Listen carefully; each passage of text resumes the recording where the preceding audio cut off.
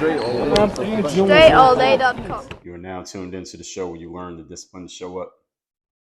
You're now tuned into the show where you learn the discipline to show up day after day to do the work, the confidence to put yourself out there boldly and authentically, and the mental toughness to continue showing up, doing the work, putting yourself out there, even when the success you expected to achieve has yet to be achieved. And on top of all this, you get a huge dose of personal initiative, which is go get an energy that moves any one of us, including yourself, to go and make things happen instead of waiting for things to happen. And then we put all this together into a series of frameworks, approaches, insights, strategies, and techniques, all underneath the umbrella of one unified philosophy that is called Work on Your Game. My name is Dre Baldwin, also known as Dre All Day, and welcome to the show. And today's topic is we are getting into part 3 in this series of lazy thought leader marketing mistakes. I thought this was a 2-part series. I think I misspoke yesterday. That was a 2-part series, actually a 3-part series.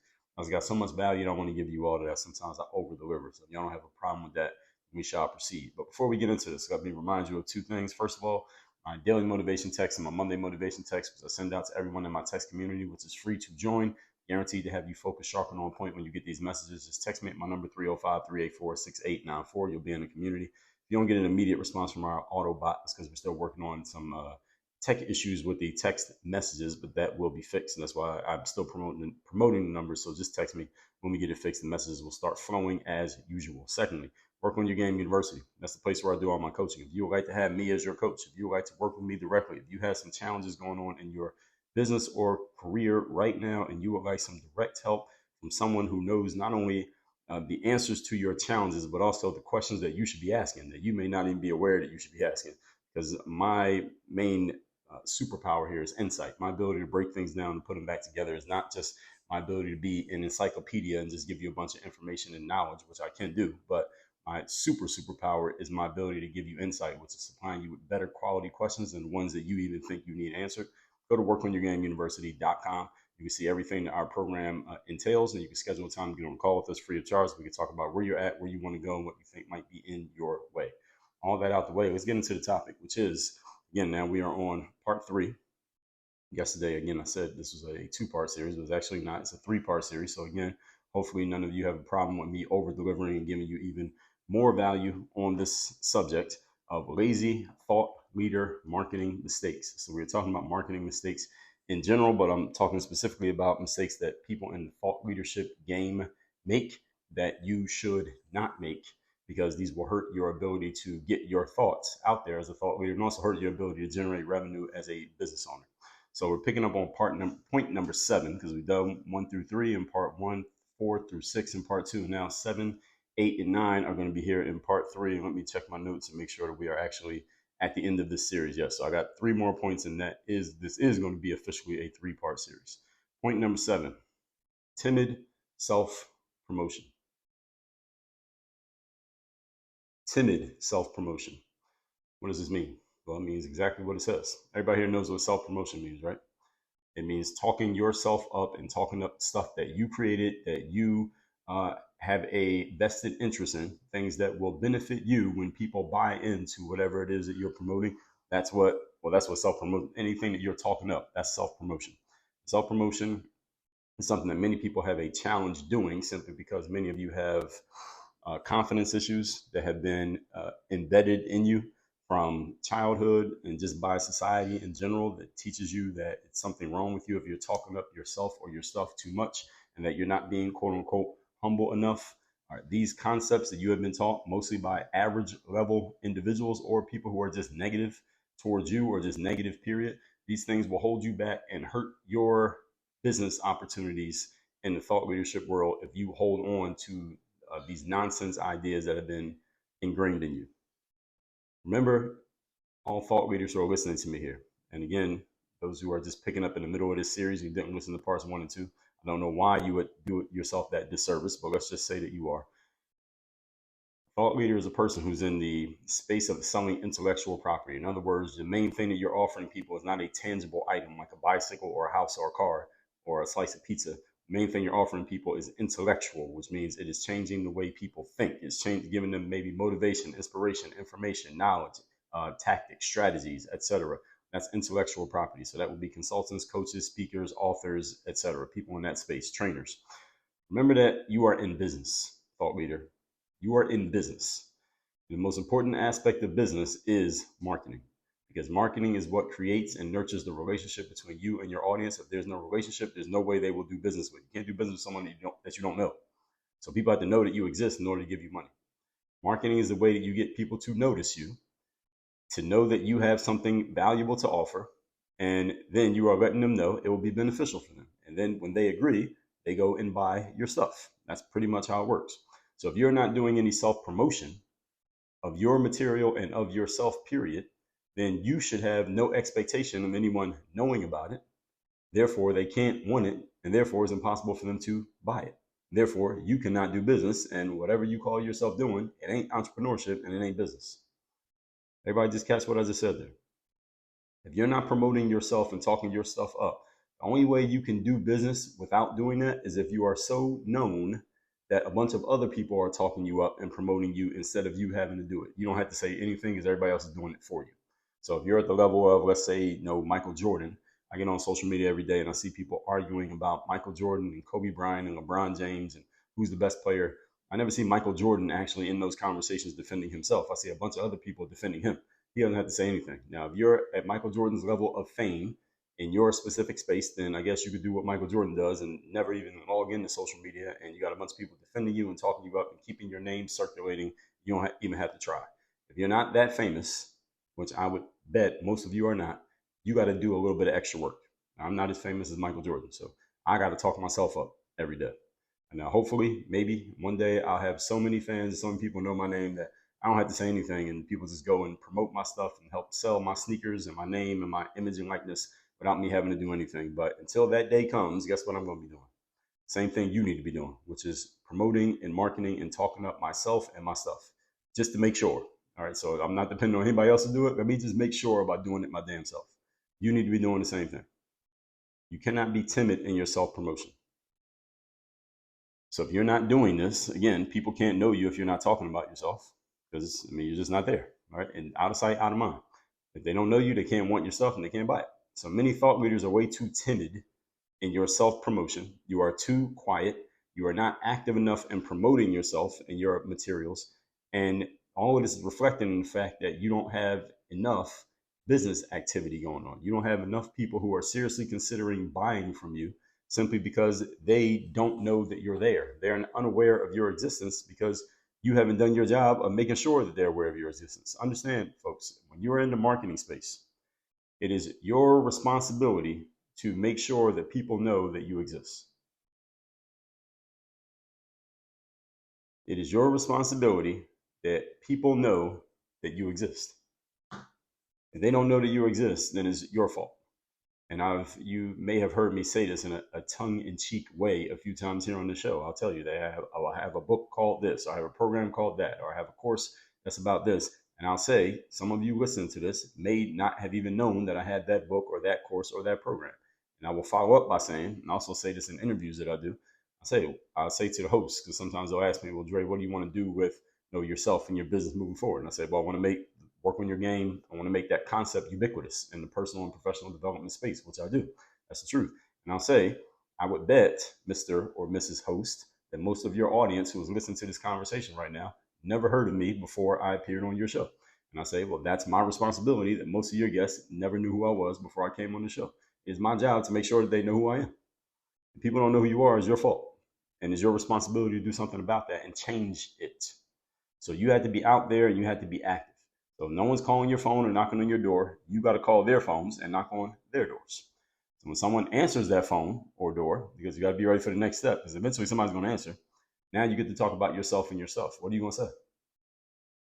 You better be ready because somebody's going to answer the phone. What are you going to say? Point being, folks, you can create opportunities to promote yourself even if they are not presenting themselves to you. I did a whole series on the Dream 100. If you didn't hear my series talking about the Dream 100 or you have no idea what the Dream 100 even is, go listen to episode 2484, where I did a 3-part series on it, on the concept of the Dream 100. I bring that up to share with you that every single day here at Work on Your Game Incorporated, we are doing outreach to people who have never heard of me before, do not know that I exist, at least until they get an email or a message or whatever from me, letting them know, or from my staff, letting them know that I do exist and I have something that you and or your audience will benefit from, and then I sell them on me. Sometimes they respond, sometimes they don't. Sometimes it works, sometimes it doesn't. The point is, we are doing the work to get my name known by people who otherwise would not know my name. You need to be doing the same thing. Point number 8, second point today, but point number 8 in this series. We're talking here about lazy thought leader marketing mistakes. Number 8, not enough new input to supply your output. This is an important one, especially in the world that we live in today, in which many of you who are in the thought leadership space are creating content as a way of marketing yourself, which is a good idea. Your host, person you're listening to right now, I create a ton of content. You follow me on any social media platform, you see how often I'm posting on a daily basis. It doesn't matter which platform you're following me on, we post on every one of them many times per day. Not once per day, many times per day. On, I believe right now, as of this recording, the current number of posts we're putting up every day on social media platforms. And when I say social media platforms, let me be specific. I'm talking X, formerly known as Twitter, Instagram, YouTube, LinkedIn, Threads, Facebook, TikTok. Let's just say those, just those platforms alone. We're posting on these platforms at least 8 times a day. Yes, 8 times per day. I'm not telling you that you need to post 8 times per day. What I am telling you is that you need to be posting consistently so that you can possibly get yourself seen by someone who might be interested in your stuff. If you're not posting even once per day, fix that and get it to at least once per day. I tell people who are I'm working with, members of the university, you need to be posted at least once per day. If social media is going to be one of your main channels for driving prospects and getting people to know who you are, you got to post at least once a day. At least once a day. Now, the reason I bring up how much I publish is because the reason I'm able to publish as much as I do is not because I am some evil genius sitting in the basement and these ideas just pop into my head for me to create new content. It's because of 2 things. And this is something that I was just telling a coaching client of mine just yesterday from the date that I'm recording this, is that you have to dig into your own background and your own story and find the material in there, because there's a lot of material in everybody's background that we simply do not take full advantage of. If you get my emails, you're in my email list, or you listen to the show consistently enough, how often do you hear me just off the cuff give you an anecdote or a story or something that happened in my own life that I wasn't even planning on sharing, but because I'm talking about the topic, it just comes up. You're on my email list. Most of the emails that I send you, notice that I'm telling you some form of story. Even if the whole email isn't the story, there's some type of story or anecdote or something that happened in my life that caused me to think about the thing that led me to writing the email. Why? Because I'm able to dig into my experiences and find material for it and then translate it in a way that is beneficial for you. That's one thing that a lot of thought leaders mess up on, or they just are not aware of. It's not even that they're messing up, they're just unaware of it. And the other thing is, a thought leader, if you're going to be in this space, you have to take in enough material, meaning other people's stuff. It doesn't have to be about the same topic. It actually shouldn't be about the same topic, but taking enough of other people's material to keep supplying you with new ideas. You'll notice that when you listen to this show, also when you read my articles, and if you're not on my email list to get my articles, I call them the daily game. I send them out for free to your inbox. Just go to workonmygame.com.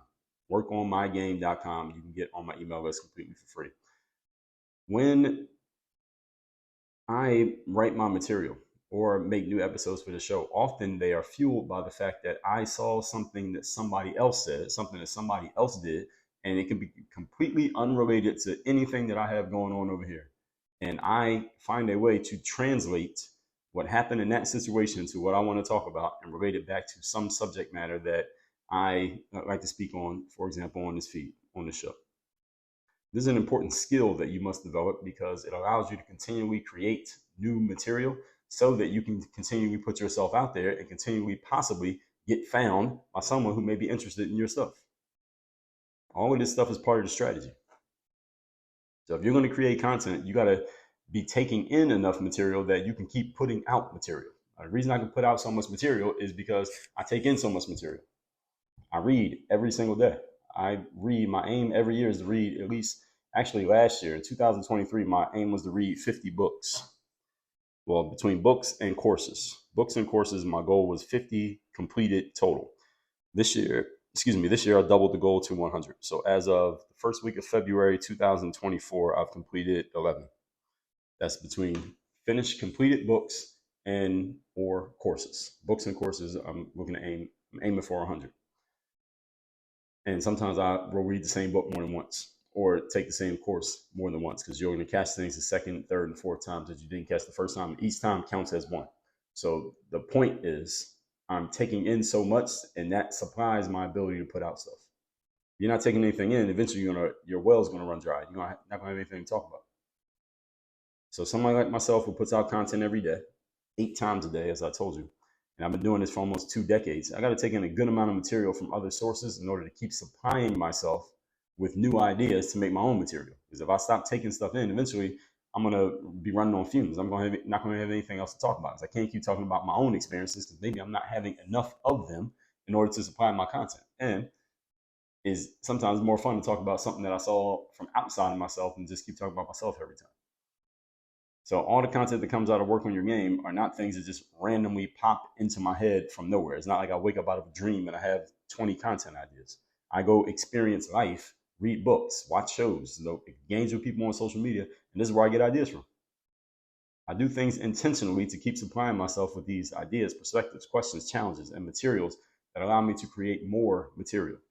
So as I said, books, videos, certain social platforms, reading and replying to my own comments and emails, all of these things supply me with new material for new content and fresh perspectives that allow me to keep giving back to my audience. But I have to have a significant amount of input in order to keep up the output. So those of you in the thought leadership space, understand that look at the title of your job title, thought leader. To be a thought leader means you need to be consistently thinking, provoking yourself to think. You know what provokes you to think? Taking in perspectives from outside of what you already believe. So if you're only thinking about what you think about, then you're going to pretty much be in the same cycle. And maybe you're a very smart person, which is not necessarily a bad thing that you're taking in the same cycle of thoughts, but it's not going to help you create more material. So you got to take in some stuff that will challenge you to think. And maybe you disagree with what you took in. Maybe you completely agree with what you took in. Maybe you just see a completely different perspective from what you took in, not necessarily agreeing or disagreeing. You came to a different conclusion than that person came to for a different reason. All of that stuff can supply your content, but you got to be taking it in order to even have this as a possibility.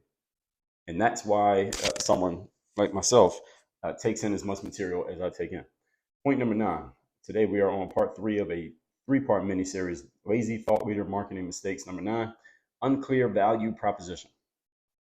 Now, right now, as of this recording, I'm working with several members in Work on Your Game University on this exact point of value proposition for themselves as thought leaders. And the question is, what is it that someone gets from working from you? That's the value proposition. What is the value that you're going to get from working with me? I'm making you a proposition to work with me.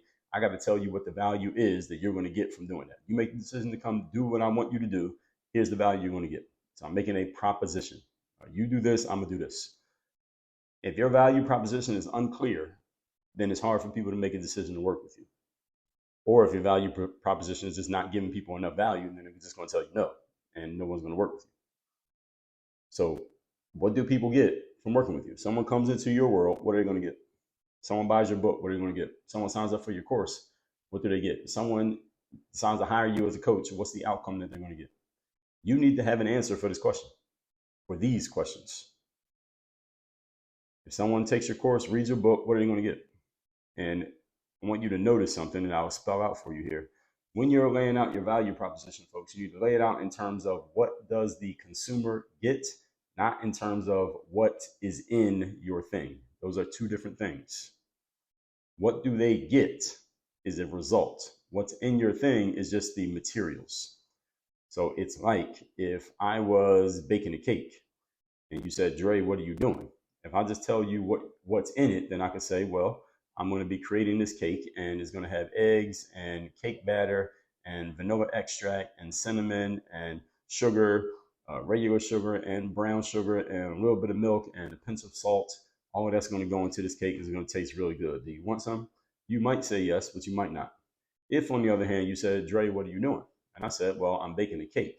When this cake is done, it's going to taste so good that it melts in your mouth. It's going to be this super moist pound cake. And you remember that pound cake we had 3 weeks ago? I'm making one just like that, and it's going to taste amazing. Do you want a slice when it's ready? You are more likely to say yes. Why are you more likely to say yes? Not because you like pound cake. You're more likely to say yes because I positioned the cake as in terms of the result of what you would get from consuming it, not in terms of what I put into it. Because Frankly, nobody cares what you put into your product or your service. Thought leaders, are you catching my drift here? Nobody cares about what's in your course or how many modules it is or how long each video is. Even though sometimes people ask those questions, that's not really what they want to know. What people really want to know is, what am I going to get from taking this? So if I sell you a course on time management, for example, which is an oxymoron because no such thing as managing time.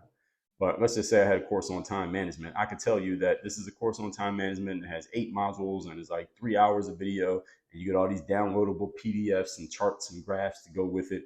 All that's bullshit. Nobody cares about any of that. Even though someone might act like they care about that, that's not, nobody's ever sold a course because of that. Again, any of you who sold, you might think you sold a course because of that. You might think you bought a course because of that, but that's not the real reason.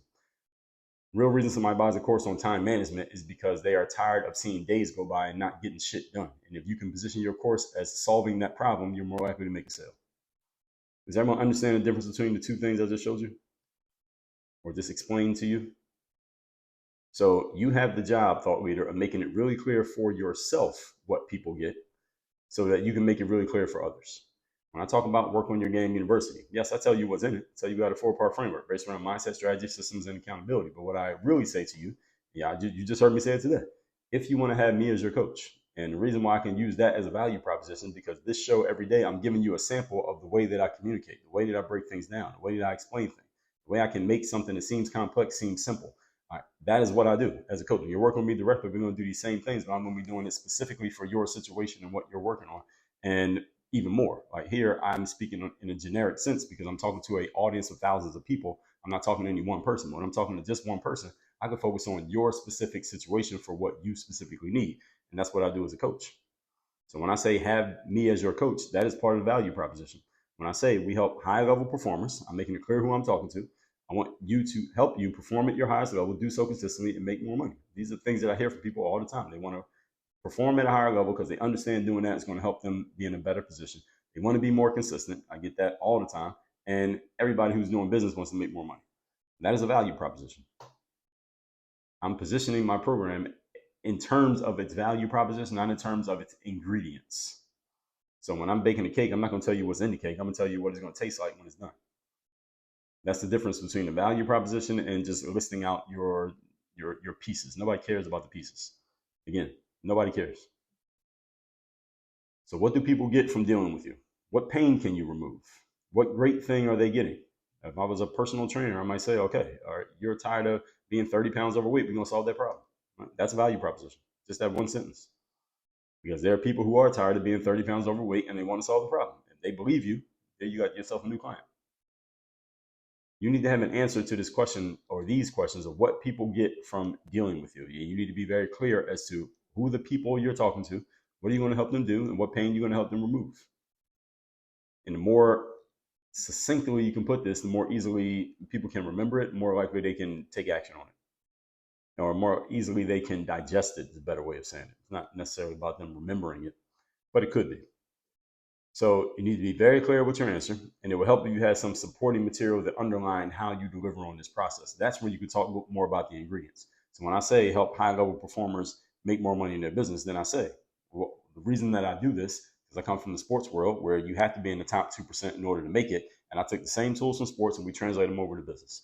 And our framework is based around mindset, strategy, systems, and accountability. Why is our framework based around these? Because these are the same things that athletes need to make it. And it's the same thing business people need to make it. Now it makes sense. Now people kind of get the why behind it. Oh, that makes sense. So let me look at this guy. Does he look like he's an embodiment of what he's talking about? Yes, he does. Okay, let me take a further look at what he's doing. This is all part of the value proposition. So your job, thought leaders, you got to understand how your prospect, your audience is thinking, and you have to language your value proposition in a way that speaks to their thoughts, not your thoughts. This is a communication skill. It's not a talent, meaning it's not something you had to be born with, but it is a skill, something that you must develop and use.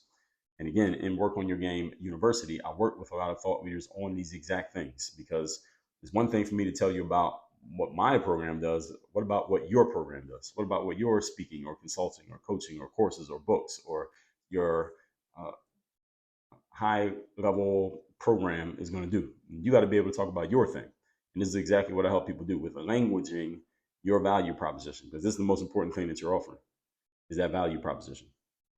It has to be very clear. and you want to have supporting material. So when I tell you to come to Work on Your Game University, again, I just told you about the 4-part framework: mindset, strategy, systems, and accountability.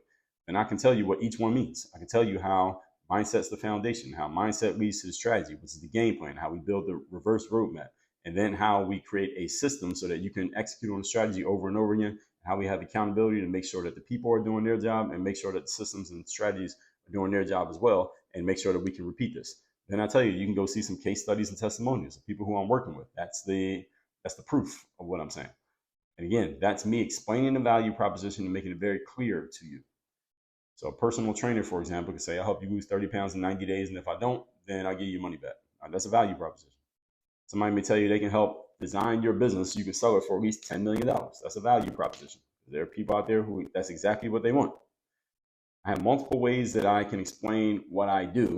And one of them in short form is, again, I help entrepreneurs who are in the top 2% of their space. I want to work with top 2% entrepreneurs. And what am I doing when I say that? I'm excluding a whole bunch of people. I'm looking for entrepreneurs, first of all. I'm looking for people in the top 2% or those who want to be in the top 2%. So what am I asking for? I'm looking for the highest level performers and those who are ambitious about being high level performers. So if you're a person who's just okay being okay, I'm not talking to you. That's part of my value proposition. I want to include and exclude at the same time. I just did it with one phrase. And then I compare it to my background as an athlete, so it makes sense. That's the glue. And why is this person, why are you talking about this? And I say, I'm an athlete. Pro athletes are in the top 2% of their line of work. I'm working with entrepreneurs who are in the top 2% of their line of work. There's an alignment between those two ideas. So now it makes sense. Those are clear value propositions, and your value proposition needs to be just as clear for what you're doing for who you're talking to. Your job is to know the language of the people that you're talking to, so you can tell them what they need to hear so that they can take their next step forward. That said, let's recap today's class. This is part 3 of a 3-part series: lazy thought leader marketing mistakes. Number 7, timid self-promotion. Remember that you are in the self-aggrandizement business, and you have to talk yourself up and market yourself in a way that people know that you're there, they know that you have value, and they know that they need it. It is your job to language that in a way and continually tell them so that they know they need to take action on what you're offering. Number 8, not enough new input to supply your output. This is an important one, especially if you're creating content, because in the thought leadership space, content creation online is one of the big ways that people are able to build audiences. So you need to be continually reaching out to your audience, letting them know that you exist and sharing things. It doesn't have to be all your stuff. You can talk about somebody else's stuff, but you need material. So you have to take in enough stuff that you can put out enough stuff. Number 9, unclear value proposition. What do people get from working with you? What pain do you remove? What is the benefit? What is going to be changed drastically about their lives or careers or mindsets or business, etc.? You need to lay all those things out. They need to be very clear to you so you can make it clear to other people, so it's easy for them to make a decision about whether they should move forward with you or if you're even talking to them in the first place. So with that said, folks, you got your 3-part series, lazy mistakes that thought leaders are making when it comes to marketing yourself. You find yourself making these mistakes and you would like to get some expert help and guidance directly from me on how to get over these mistakes, how to overcome these challenges and get your stuff aligned and working the way that it needs to be. That's a good thing to want. Go to workonyourgameuniversity.com, schedule a time to get on a call with us, and we will talk about where you're at, where you want to go, and what you feel like might be in your way. We see a fit, and we believe we can help you. We'll tell you exactly how it works, what it looks like, and how we get started. That is all at workonyourgameuniversity.com. Work on your game. Dre, all